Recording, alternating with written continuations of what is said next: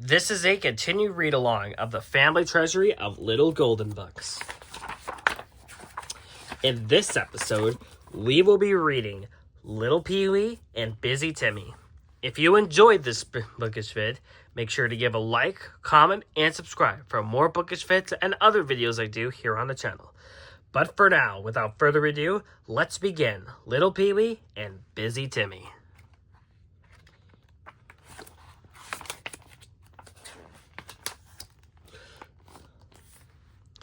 Little Peewee, or Now Open the Box, by Dorothy Kuhnhart, illustrated by J.P. Miller.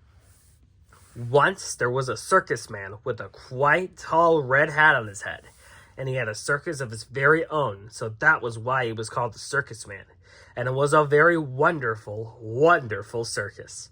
The circus man kept his wonderful circus inside a big red tent. Every day, the circus stood in front of this big red tent, and every day he held up something in his hand very high for everybody to see.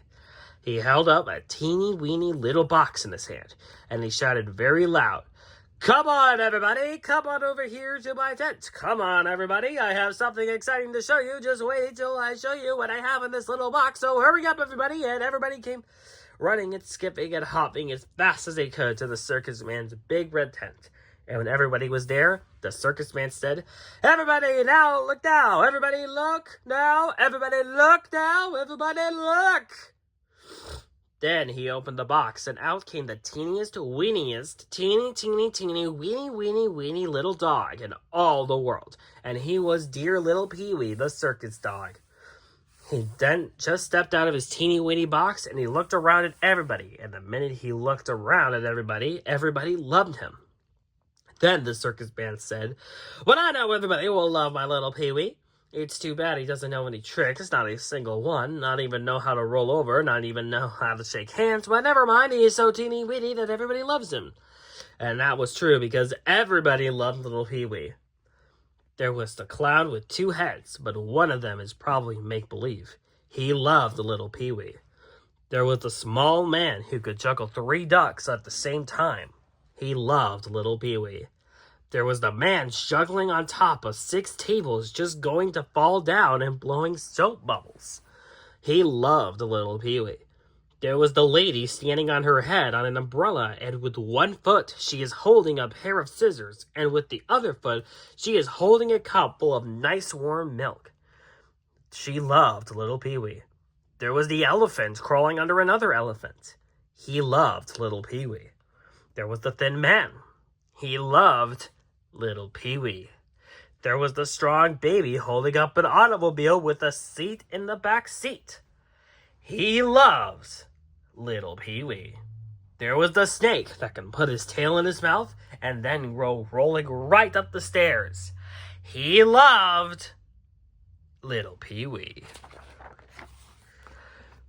There was the lady hanging in the air by just her nose being tied to a good strong rope. She loved little Peewee. There was the fat lady. She loved little Peewee. There was the polar bear who could jump in the air and clicked his ice skates together 4 times. He loved little Peewee. There was the goats that could stand right on the bed with the bed all burning up and not even mind about the fire being hot. He loved little Peewee. There was the huge giant. He loved little Peewee. But one day, a terrible, frightful, awful thing happened.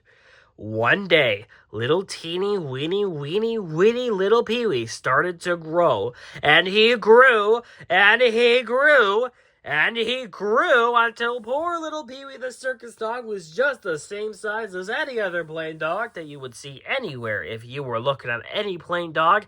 And how could a circus man keep the plain dog in a circus?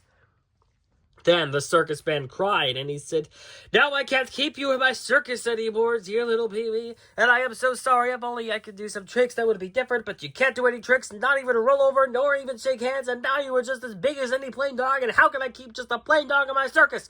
No, I just can't. So we must all say goodbye, dear little Peewee." Then all the whole wonderful circus cried, and the whole circus said, "Goodbye, dear little Peewee." So poor little Peewee started to go away and never come back to the circus anymore. And just then, a wonderful, splendid, beautiful thing happened. Just as dear little Peewee was beginning to walk away so sadly, so slowly, he started to grow again. And he grew, and he grew, and he grew. And then the circus man said, "Oh, my dearest little Peewee, now you won't have to go after all, because now you are so lovely and big that you are just the very dog for my circus." So little Peewee stayed in the circus man's wonderful circus, and everybody loved him, and every day, just before the circus started, the circus man would stand outside the big red tent, and behind him, he would have a huge, enormous box right beside him, so everybody could see what a huge, enormous box it was. And then the circus man would shout, "Come on, everybody, come on over to my tent. Hurry up, everybody. I have something very exciting to show you. Just you wait until you see what I have in this great, enormous box. So hurry up, everybody." And everybody would come running and skipping and hopping to the circus man's wonderful circus tent.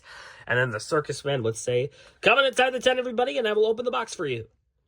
And then everybody would help the circus man push and push the great enormous box into the tent. And then the circus man would open the top of his great enormous box.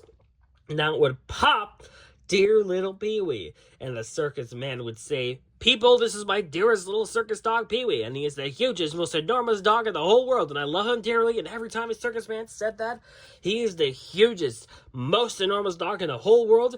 And I love him dearly," that felt little Peewee felt very happy indeed. The end. Our next short story is Busy Timmy by Catherine and Byron Jackson, illustrated by Eloise Wilkin. Timmy is a big boy. He could put on his outdoor clothes. He can find a shovel and his big sand pail. He goes down the steps. No one has to help him. He's a big boy now. He climbs in the sandbox. A robin sees Timmy and comes flying. A squirrel sees Timmy and comes running. A rabbit sees Timmy and comes hopping. They all watch Timmy. He makes little holes and big hills. He rides on his horse all around the flower bed. Up bumps and down bumps and back home again. Timmy goes up the steps and opens the door all by himself. He gets ready for his bath. No one has to help him. He's a big boy now. He splashes in the bathtub and sails his new boat. He puts on his own bib and holds his own cup. He eats all supper with no help at all. He brushes his own teeth. He climbs into bed all by himself. "Whoosh," said the robin. "Yes," says the squirrel. "Shush," says the rabbit. "Timmy is a big boy, and Timmy is going to sleep." Yes, Timmy is a big boy, and he is sound asleep. You are big too. Timmy does a lot of things. So can you. The end. Thanks for watching.